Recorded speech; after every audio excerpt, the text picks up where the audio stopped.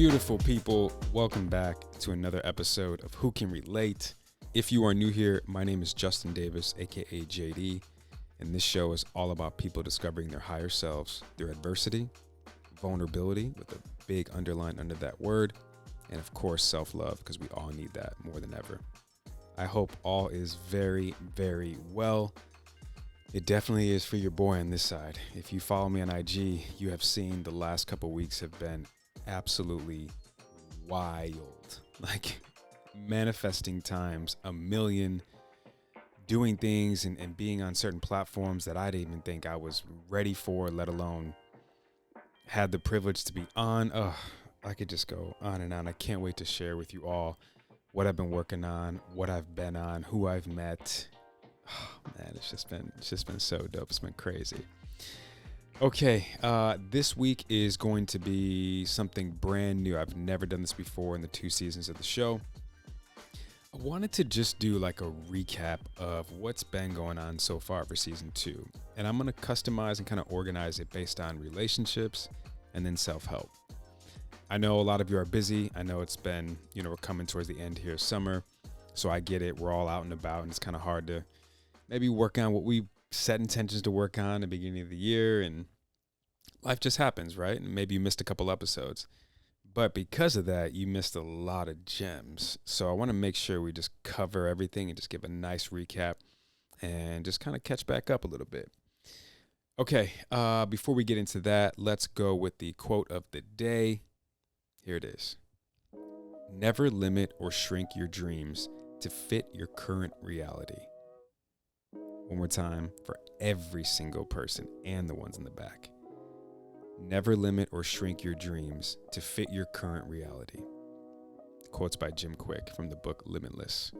The reason why I chose that quote is because, again, based on the last couple of weeks that I've had and just the evolution of this career that I've chosen into helping people,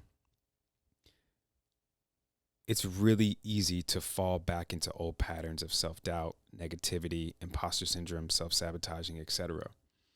And throughout these last couple of weeks, I've really had that quote at the forefront.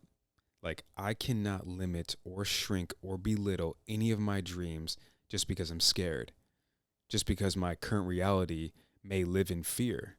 It may live in past failures or rejections.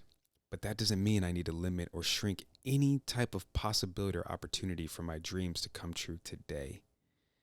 And again, I've just been having it as a mantra over and over and over the last couple of weeks. These last few events that I've done literally have scared the complete shit out of me. I mean, like, full transparency. I mean, I had a motivational speaking engagement for the first time ever in my career in North Carolina on the 21st of August. I was nervous, but I was really excited. I was anxious, but also prepared. But then the day of, it just hit me like, these people are depending on me to deliver something that they paid to see. So it's like, and paid to hear, right? And receive. It's one thing to do a podcast. It's free. Like, here you guys go. But it's another thing to get paid to do something and to have a certain level of expectation and then to make sure I deliver that. You all should know by now, I'm a major perfectionist. I'm the worst critic on myself and working on it, right? Work in progress. But still, this was such a big deal for me. And I got so nervous and my anxiety was through the roof. I actually got sick. I drove myself to being sick. But that's how much I care, and I really realized that when I was done with the speech, and I'm so proud of myself and so happy the way everything transpired. And it was just a beautiful moment for me. And when I got done and all the adrenaline kind of wore off, I was like, man, like, you really, really, really care about this stuff. And I know too many people, unfortunately, who just go through life very routine, very, very mundane, very just nonchalant with very little intention. And they do the bare minimum just to get by. And I always said that's never going to be me. Like, I'm way too passionate of a person to just like go through life on some basic stuff. So for me, just, having this experience really showed me how much I care and how much I'm passionate about this and how much I realize what my purpose is and I'm living in it. Like that's what like the main takeaway I had. And then I was a guest expert on relationships, a relationship expert, I should have said, on a TV show that is very popular. I signed an NDA, so I can't really talk about it yet until it comes out. It should be out, I think, next month sometime. I'll keep everyone posted. Don't worry. You'll have plenty of notice of when it's going to happen. But that also scared the shit out of me too. And mind you, this is 2 days after my speech. So I'm still like under the weather. And I had just like kind of got my adrenaline and just everything regulated for the most part, like my central nervous system. And then boom, 48 hours later, you're back in the spotlight, back expecting to be delivering these incredible messages in front of millions of people across the world. And so I'm like, okay, cool. After that, done, killed it, so proud. Okay, great, awesome. Got a little bit of a break. And I get an email that I think will change my life forever. I cannot wait to share this third piece with you all. Again, I think this also comes out in October. If you follow me on IG, you know exactly what I'm talking about. But I got the opportunity to be on the Red Table Talk with Shay and Jada and Gammy. Willow was out of town. Will was also out of town too. However, to just have the opportunity to have that kind of platform and to be able to help out millions of people that watch that show, and to be able to share our story and the trials and the errors and the ups and the downs and the breakthroughs and the setbacks, etc., to be that vulnerable on that type of platform, it doesn't get more scary than that. And we killed it.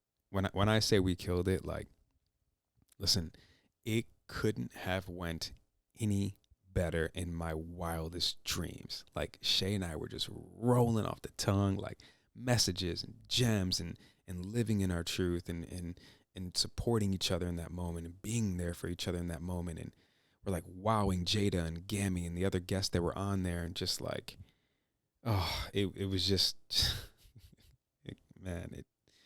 I'm almost still speechless. It was just incredible. I can't wait for you guys to see it. I can't wait for it to come out. So anyways, I say all of this and I'm on this rant because that quote, again, is really significant in my life today, and I really felt compelled to share with you all. I want you to never, ever limit or shrink your dreams to fit your current reality. Even though you can't see it yet, even though if you don't have it yet, believe in it, trust it, continue to live towards that, move forward towards that. Okay. One more thing, as we always set intentions. Again, the intention for this episode is just to take a deep breath and just absorb this incredible content that's going to come your way, whether you're watching this or you're listening to this. Like, these guests that I've had on my show, it's just been, I always say this, and I don't mean to take away the value of this word, but it's just always an honor to have them on and to share their truths and their story and what they've learned and what's benefited them and all the vulnerability that they show. It's just so incredible. And every time I'm editing these episodes, I'm like, man, that was good. Ooh, I didn't even know that they said that. And so I'm like, if I feel that way, and this is my baby, I'm sure a lot of people have missed a lot of things. So again, take a deep breath, relax, and just enjoy this incredible episode of just, again, recapping what's been so far. And one last final thing before we get into this really dope, unique episode. I just wanted to really give you all your flowers as the community. It's probably one of the most things I've ever been proud of in my life. Creating and establishing something that is worldwide, creating a safe space for so many of you, creating an opportunity for you to learn and grow from and maybe even unlearn, and creating a space where I really feel like when I'm on these couches or these chairs or these sets with these guests, or even if it's just me, I really feel like it's also just you individually. You guys are just incredible. Like, the messages that I receive, the comments that I see, and the shares that you guys do, it's just every single time it just makes my heart feel overfull in the best way possible. It makes me feel so good and fulfilled and just happy, just truly, truly happy. So that will never change. I don't care what's happening. I don't care what comes of these amazing opportunities I've had, as I shared earlier. I'll never forget that, and I'll always keep this at the forefront. and it'll never change me. So just know that every single week you're going to get the same me, and I'm going to show up every single time trying to help each and every one of you reach that potential that you all know that you have, to heal from whatever it is you need to heal from, to learn whatever it is you're meant to learn in that moment, maybe even to unlearn again. Break those old habits, finally start that business, finally end that relationship, finally be more in that relationship, etc. And I take full responsibility in that. And again, you're going to get me 110% every single week because you all deserve it. And I'm just so grateful for each and every one of you. I've seen so many of you out and about, by the way. We were in Toronto a couple weeks ago, and we're just walking around at this festival, and this girl comes up to me and she's like, "Oh my God, you're JD." And then I was like, "This is my wife, Shay." She's like, "Of course, like, you know, I know you," and blah, blah, blah. And my friends that I was with were like so blown away by that. And they're like, "Man, you act like that's normal." I'm like, it has been lately. Like the last year has been wild. Like we've been recognized, or I've been recognized all over the world. South Africa, Dubai, Toronto, Austin, New York, LA, Chicago, Miami, like you name it. And if you see me and or Shay out and about, do not hesitate and come up to us. Say what's up, show love. It's going to be received right back. Every time I'm like, "Can I give you a hug?" And they're like surprised. And it's incredible. It's just so amazing. So for me to you, thank you, thank you, thank you. I have so much gratitude and love for all of you. This community is just the dopest, and I'm just so proud of all of us. So, okay, no more rant. This was a crazy intro, but I just had a lot to get off, and thanks for receiving that. Thanks for listening. Thanks for being here. And yeah, enjoy this episode. Okay, let's kick this thing off with a clip from episode 12. This is me and Kaylani, as this episode was one of my favorites. We just were going in on relationships and dating and how we've learned from both, etc. And I chose this clip of how do guys get ready to enter a relationship. And then there's another clip on dating online, what that's like. And then the last clip from this episode was staying in a relationship for the potential. So again, this is me and Kaylani. This is episode 12. I think I titled it, "If Only Dating Worked Like This." Enjoy. I would hope that people can become dedicated to that work for themselves because they want to be as good of a person they can be, to be the best partner, to be the best father, to be the best friend, you know, the best version of themselves. Exactly, in every area. Yeah, I always say, like, you know, I have consultations with women, and I've seen the comments and the reviews and all these things, and even just out and about, I've had talks with women, and they're always like, how does a guy get to being quote unquote ready? Right. And the first quick answer is he has to want it. You can't force this on him. You can't do it for him. And even if you did, the other thing I was going to say is he has to genuinely 100% be committed to this. Exactly. Because that's him creating his toolbox. That's him knowing what to do, when to do, and how to do it. Not like, what did Kaylani say the last time I was in this? And that equals sustainability. Exactly. And that also alleviates, correct me if I'm wrong, the pressure then from you. Oh, yeah. Right? Of course. Because then I know I can trust the fact that you're in the right mind space or headspace to be able to make those decisions. Because I can't do that for you. 100%. Because I have my own path that I'm working on. And rightfully so. Yeah. Right. And that's, you know, the goal is, right, is to come together, to grow together. Exactly. As, you know, so anyways, all this to say, that all didn't happen until 30. That is crazy. For your boy, and I think for a lot of men. If you, I don't even feel like it's resources that we honestly, I firmly believe that like the way that social media is like designed, we were never supposed to know that this many people existed. Like we were never supposed to know that like there are this many people around us because it's on a platform where we feel like everything is readily accessible. Yeah. This person could be like 3 million miles away. Sure. But readily accessible to you on an app. Right. You know, so we think that these are options for us because of the way that it's designed. And it's like, no, this is like a human being, you know? I think I mentioned this to you before. I made a video about this on TikTok. I started my TikTok career. Get it. My little mental health TikTok. Yeah. I was just basically saying that like there was a psychology class that I took and my professor had mentioned a study that was conducted that basically talked about how your mind can't tell the difference between scrolling through a social media app like TikTok, Instagram, whatever, or even a dating app actually, and scrolling through like a shopping website, like a mobile shopping website. So when you're scrolling through the shopping website, this could be like Nordstrom or whatever. Yeah. You're like, I like this, add to cart, or I don't like this anymore. We're gonna delete it. You know. Oh God. But the way that the apps are designed,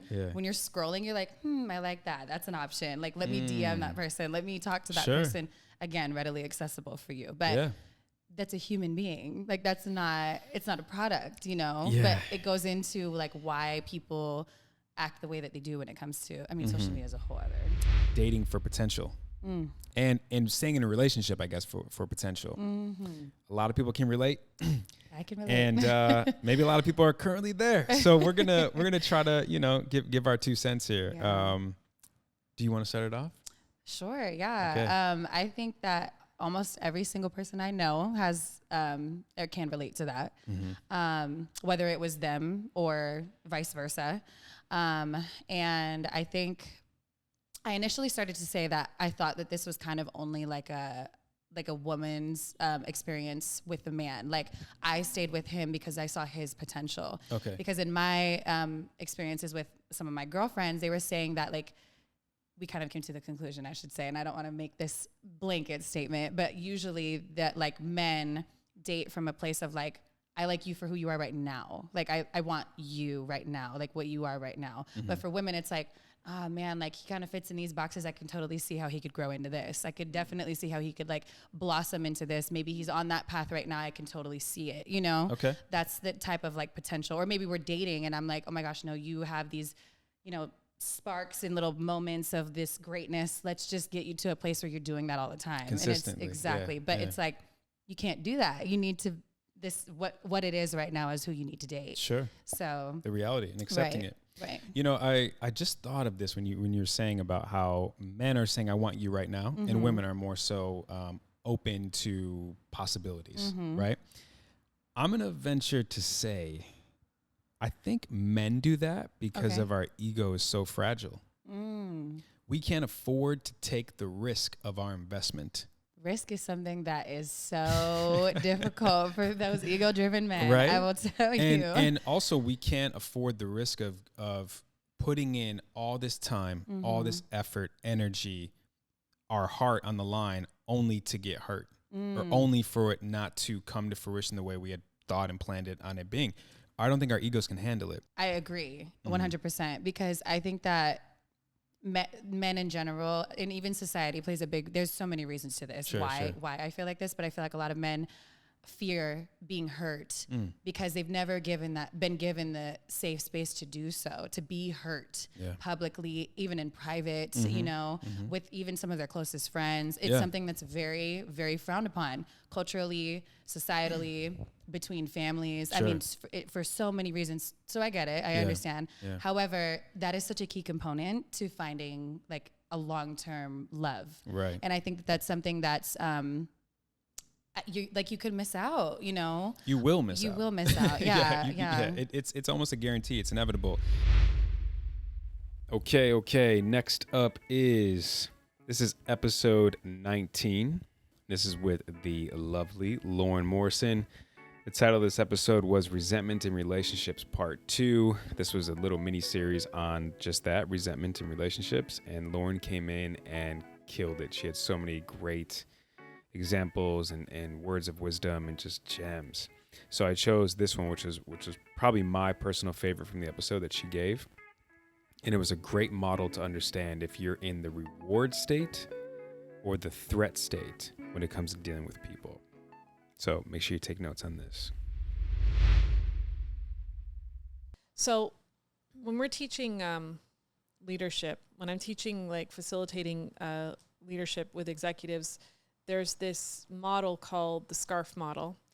And the SCARF model is essentially, it's used for employees, but it's definitely valid in marriages too, right? I think that they can all, we're at the end of the day, whatever brain you take to your work is the same brain you bring to your relationship.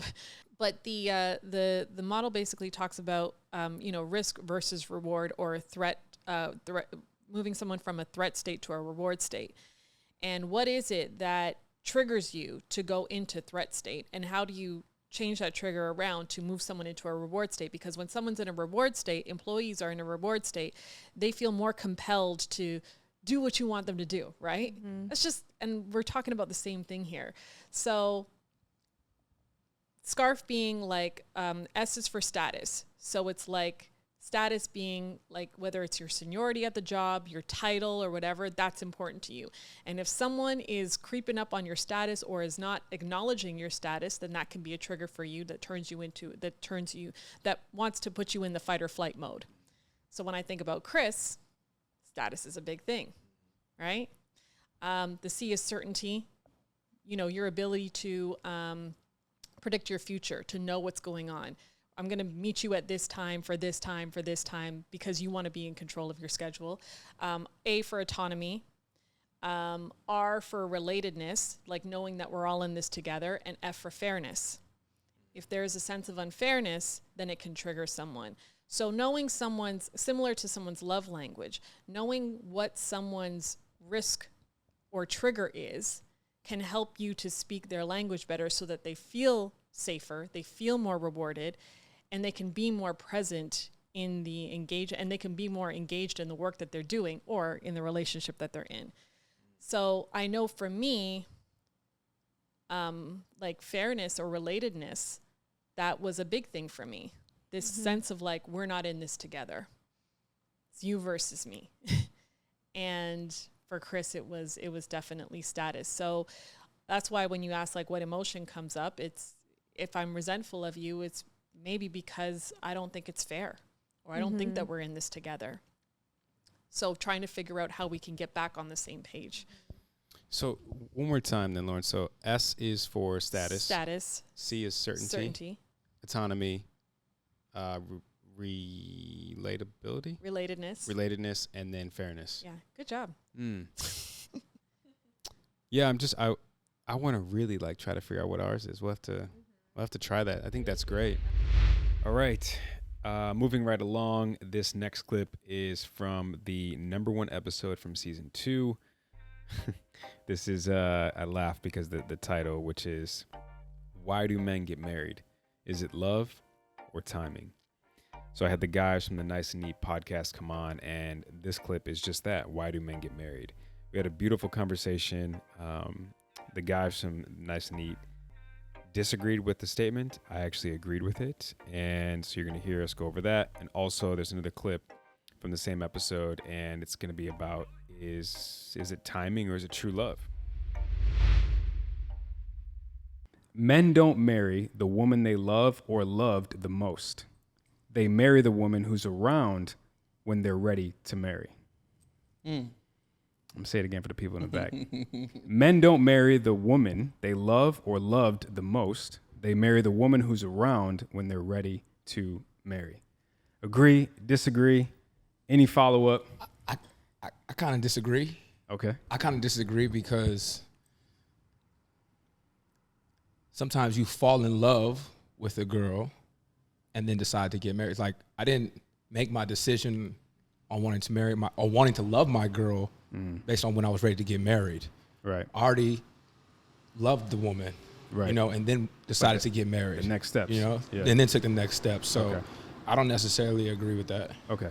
And by the way, for the record, you're engaged? I'm engaged, excuse me. Yeah, no, not congrats. married. Yeah, Jalon? In a relationship. Duke in a relationship. Yeah. Married. Okay. Jalon, what you got? Man, you know what? I kind of disagree as well. Okay. I will understand where the statement may come from as maybe a man that's trying to really figure out who he is, maybe along that journey. That may be something that might have been true. Yeah. So I don't want to take away from that person's experience. But and this is a woman, by the way. Yeah. It's a woman's statement. I don't want to take away from her experience because she may have been either the woman that ended up with the ring or the one not. that didn't, right. So I don't want to take away from her experience. But I know me personally, I couldn't even imagine marrying a person who I loved less than someone who sure, I loved right. I just couldn't imagine it. Like, even if you had a relationship that was awesome and thriving and it just made you a better person, now you have the blueprint on how you need to feel. Right. And I trust people's judgment well enough to, once you have that blueprint, they're going to exceed those expectations. You know, I think we've all been in relationships before where you'd be like, man, this is this is really good here. Like, I really like it here. And then you break up with that person and you're in your new relationship or your current relationship and you just say, like, I couldn't imagine having anything less than this right here. So I couldn't say that. Okay. Same, man. Same. Honestly, I've never even heard the quote, to be honest with you. All right. It's not something I've heard, but I feel the same way as as my partners over here, man. I feel like I was always under the impression that men are gonna wait it out until they find the one they love. And I feel like it's kind of even today when things are so advanced and we've made so much improvement in society as far as the dynamic between men and women go, I still think that reigns true. You know what I mean? Ultimately, I think men are gonna hold off on the decision to marry somebody unless they think it's absolutely this is absolutely the person, right? Because you gotta think about how we grow up, man. A lot of people say, man, wait. Right? A lot of people say wait, or don't do it. Or don't do it, right? So we're already in a defense mode. Right. You know what I mean? So a lot of us kind of go into it thinking like this person has to be the person for me, right? So I find it hard. Now, once you get in a relationship, and there are situations where you probably get married and you're like, okay, I made the wrong decision. But I think going into it, you never look at it like you're settling. Right? I don't think so. Hey, so this girl is basically saying a man finds himself ready to get married, and then I'm going back to find the girl that I was in love with 2 relationships ago. Because I loved her the most. Or is she saying, I'm gonna marry somebody now, but I wish I could have been with that person, like the one that got away. I kind of took it like Jelon. It's like the one that got away. Okay, yeah. Right, but here I am, 30 something or 40 something. I'm not trying to be in the streets for the rest of my life. This girl's good enough for She'll family. do. Yeah, settle. Right, I'll settle. Right, she won't know, but I know deep down. She's a good woman. She's a good woman. Right? She's good enough. She's not the right one. She's good enough. Yeah, but I think to your point, Duke, it's I think it's because in our society as men, right? I've often heard don't do it. Right. Yeah. From jump, and I'm from the Midwest where they settle down real early. It's like the South, right? But I've still been told, hey, bro, don't. And it's from men, right? Yeah. Why? Are you sure? You know what I mean? Like you don't have to type of thing. It's a major discourage. So I think from the male perspective, and I'll get to where she was coming from. I kind of agree with this. Yeah. I kind of agree, and I'm glad that someone does, because otherwise we'd just be kumbaya right now. But yeah, I mean, look, men don't marry the woman they love or love the most. They marry the woman who's around when they're ready. So can we all agree that timing is everything? Yeah, absolutely. Yeah. Okay. 100%. Can we all agree, or maybe not? But have you had one who maybe was the right girl, wrong time? All the time. I feel like that's in all of our history. Okay. Right girl, wrong time. Right girl, wrong time. Yeah, but here's the thing. It always be the wrong time. That's why you ain't win none of them. That time is because the wrong time might have been, the time don't look so bad right now.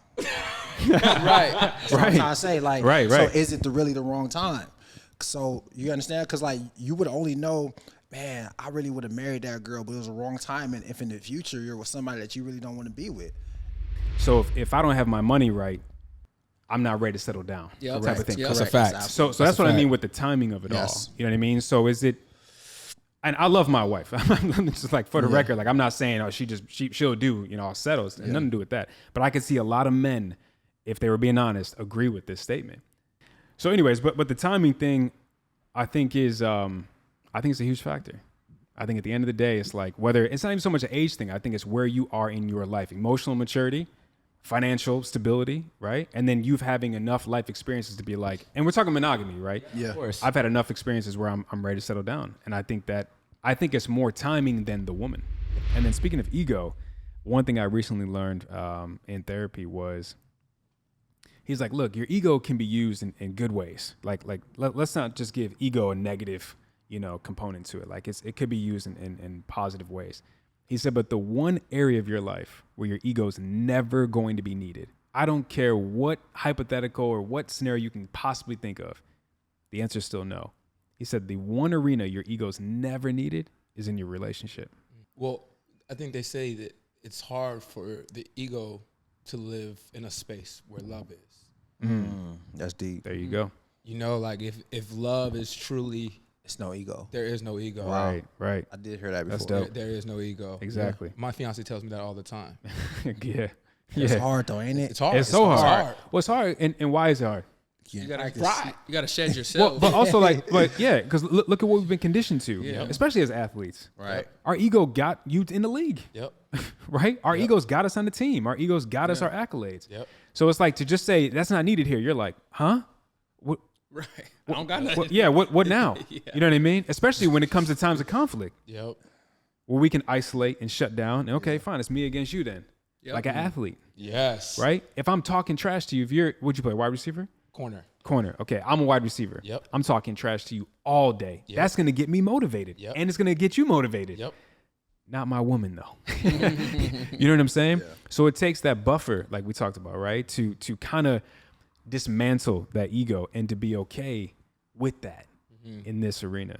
Man, I read a quote today, and I just wanted to share because it felt like a good time. I thought about it as Duke was speaking, and then you said results, and then he said results. Perfect. And the quote was, don't get mad at the results you didn't get from the work you didn't do. Yeah. Right. And I thought that shit was amazing That's when I read that today. spot on. It's so real, bro. We have to put ourselves to the work. Yeah. We have to go to practice, and if we don't, we can't get mad at ourselves Right. for not getting better, Right. not putting the work in. Right. You know what I'm saying? So it's Yeah. very important. That's a great quote, because Yeah. it ties into what each one of us said. Man. Yeah. Each one of us said, right? Yeah. Well, there's some intimacy, Yep. put in the work, and understanding like there's more to just the physical part of intimacy, right? When it comes to just not being like, you gotta give it the program. You know what I mean? Like that's just ignorance, right? Yeah. And then when it comes to understanding, like everything that you do is practice. Yeah. That's all comes down to putting in the work. Yeah.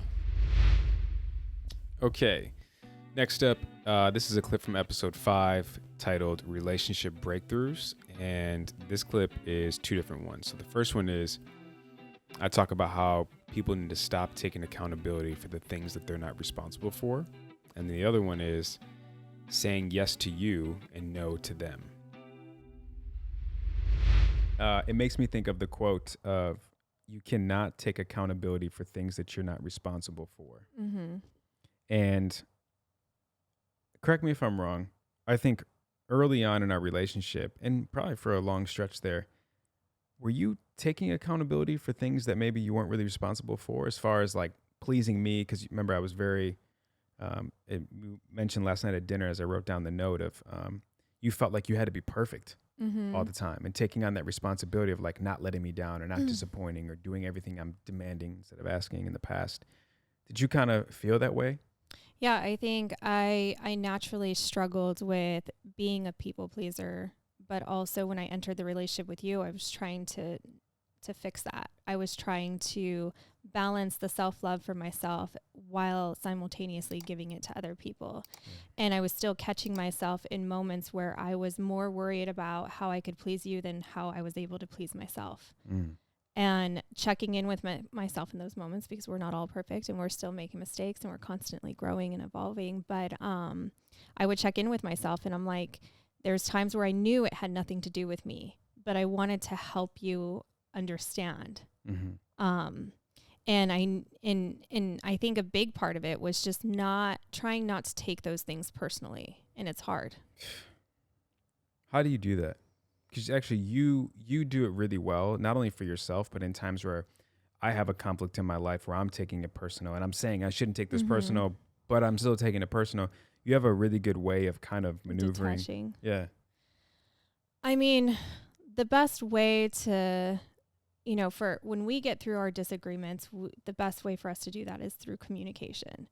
And I think in the same light that I communicate with you, I communicate with myself. And I have those uncomfortable conversations with myself. Whether it's journaling or just really trying to hone in on the core issue, and also checking in with where my values and my boundaries are, and recognizing that what it is that you're complaining about really has nothing to do with me. Yeah. And the more I was able to do that, the more instantly I was able to feel that what you were complaining about wasn't so much me, and it was more something that we had to work through and get to the bottom with you. And there is also a time and a place where you can present that, because not in every moment that he's complaining about me, I'm like telling him like, nope, actually that's something with you. You know, you got to listen, and you have to have delivery, right? Yeah. Because I would be hot. Yeah. And most people, I mean, till this day, Yeah, like you have a hard time when you receive something that's uncomfortable for you, you immediately turn in, you know, you get defensive. heated. Yeah. Like I can almost see like the fire, the steam coming out of your ears. Yeah, literally. And it's I was thinking it's more so for me, it's like when I don't understand it.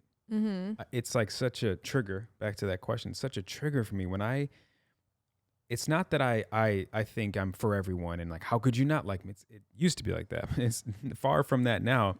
But now it's more so like, I don't understand what they mean by this. And I'm like not trying to take it personal, but at the same time, like if it's a common pattern that I've heard before, well, then I'm the common denominator. I have to kind of take it personal and get to work. So for me, it's like just until I understand it.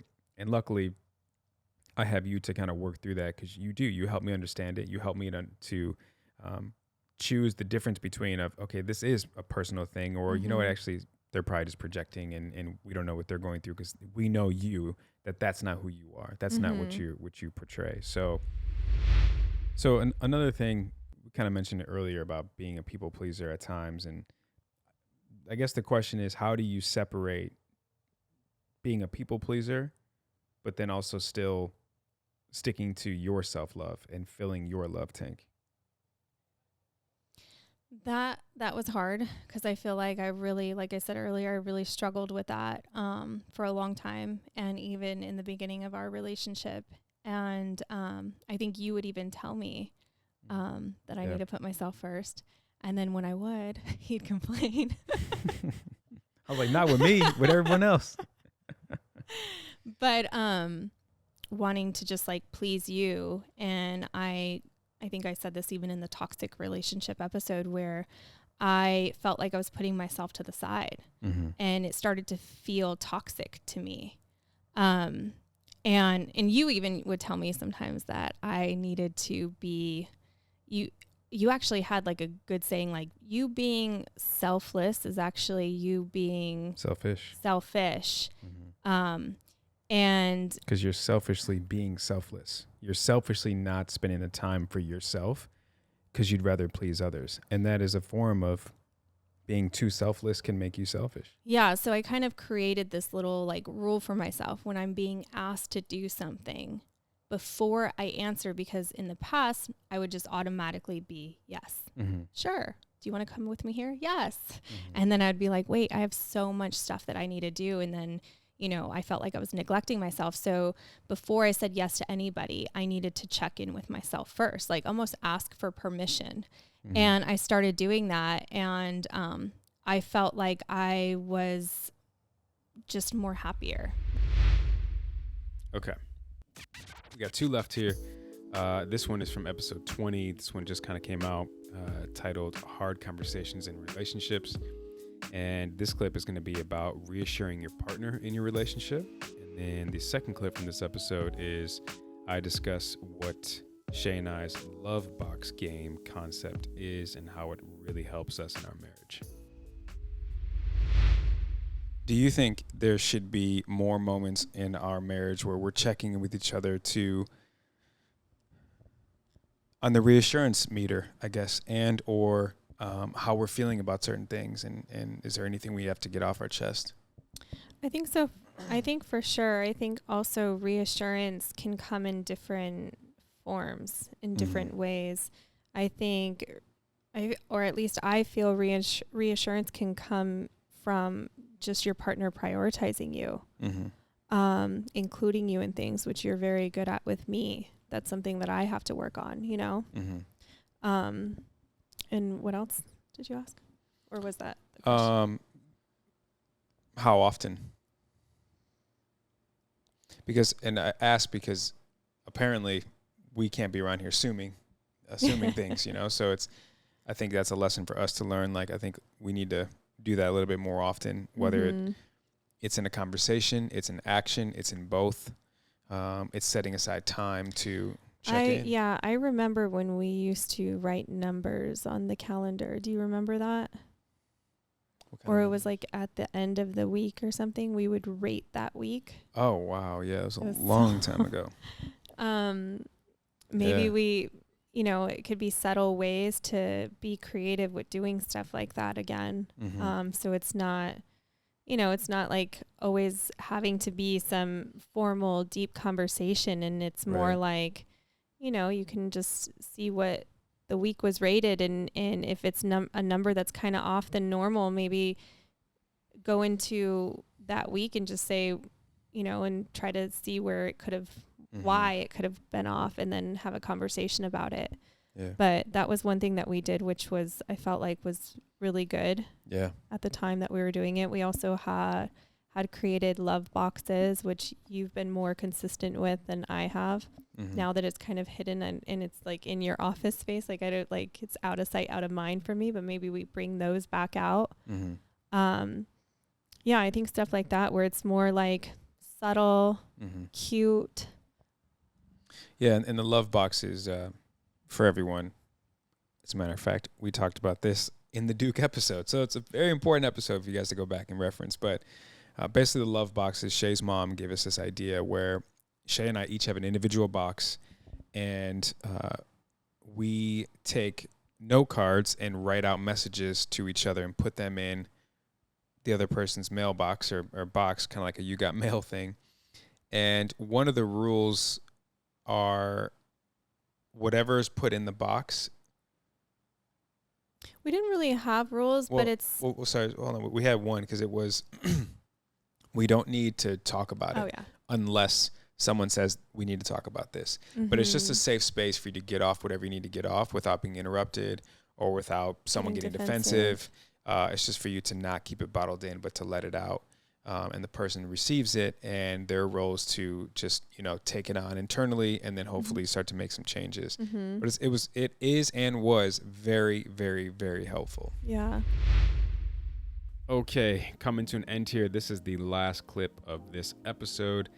This is from episode 7. The title of this episode is Complacency in Relationships. And that episode actually was... I personally think the most vulnerable episode Shay and I did this season out of the, 5 or 6 that we did together. It was really raw. We were really unpacking a lot of things kind of like as we went along. And yeah, I felt really good about it. So anyways, this clip is about letting your partner in, what it looks like, what it feels like on both partners' sides and both perspectives and feelings. And I thought it was really cool. And again, just a really cool, vulnerable moment between Shay and I. So a couple weeks ago, as vulnerable as my husband is, he took it to a whole nother level.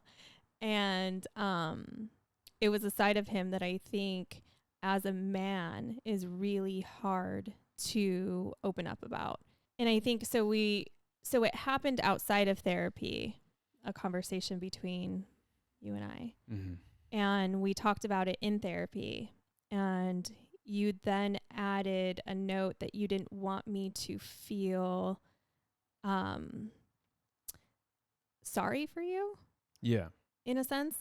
And I wasn't looking for sympathy. Yeah. Yeah. And our therapist asked like what I did feel the moment that Justin opened up that part of him. And I said I didn't feel sorry for you or sympathy. In fact, I felt empathy and more love. And I feel like my analogy, because I'm all about analogies. I'm like, if I can explain how I felt, because I couldn't gather the words in that moment, it was more that I lived in a house with Justin for 5 years, and there's always been a room that is always, the door's always shut. It's locked, it's shut. I've never been in the room. And for once in our relationship, he brought me into that room. And not only did he bring me into that room, but it was like the best room of the house. That's how I felt. I think that room is like the most sacred part of your heart. And yeah. And have you ever let anybody? No. What about like your mom? Not one person has ever stepped. They didn't even know that room. Well, I shouldn't say they didn't know it existed. No, short answer, no. No one's ever walked in that room. No one ever knew what floor the room was on, right? Let alone walked in. I couldn't. That was like the only thing that I had that I was like, this is going to be just for me. No one's going to see this. And how, like, if someone's like, how did you get to this point? Or do you think that you locked that room during the time where you felt like your mom, the person that was always there, chose someone over you? And you were like, because I remember you, when you talk about that story, you would say, never going to feel like this again. I'm never going to let someone do that to me. Do you think that that's when that room kind of became locked? I think I added another lock to the already locked door. I really do. It was always locked. Always. Yeah. So I probably just added another one in that moment. And I added more in other moments of my heart, you know, being exposed and broken, you know, or disappointed. But, you know, I got to that point because I was just tired of feeling like I'm the only one that's going to figure this out. You know, like it's me against the world. And I realized that I was going to say another Hallmark card. I don't mean for it to be. This is just honestly how I feel. Like, I'm the luckiest guy here on earth because I have you. And I'm like, I am not allowing Superwoman to have all the tools she needs to add to her powers to conquer. Like, I feel that way, you know? So I'm like, the hell with it. Here's all the tools for me that I can offer you, including this key to this room that no one has ever been in. I think the more you get used to unlocking the door, leaving the door open, the more free within yourself you're going to feel. Because I feel as open and talkative and vulnerable as I've always known you to be from day one, there was also a part of you that I knew that was like missing, and it was a major part. And I think it was like the key, or it was just like the missing piece to what could take you as like just an individual to a whole nother level. Yeah. So I'm excited for this chapter with you. Well, this chapter, honey, is going to be led, narrated, turn-paged, all the above by you. And that's what I mean by, like, I just was tired of feeling like I had to do this by myself, and I couldn't trust anyone to help me. I couldn't even ask someone to help me with this. So it will be led by you, and I'm okay with that. I'm okay with that. I love being the light in your life. You are, honey. All right, so that's it. Again, I hope you guys enjoyed the recap so far. Plenty more to come as we are almost done with season 2. Not quite sure yet when I'm going to end it. At first, I thought 25 episodes. I may go a little longer. We'll see. We'll see. But anyways, I just thought this was great because, again, there's so many missed messages throughout the season. I know it's a lot to take in, but I just wanted to kind of give a nice recap. All right, so I may do another one next week about self-help gems. We'll see how I feel. We'll see what's going on. But from now until then, have a beautiful rest of the week. Sending so much love and positive energy your way. And I'll see you guys soon.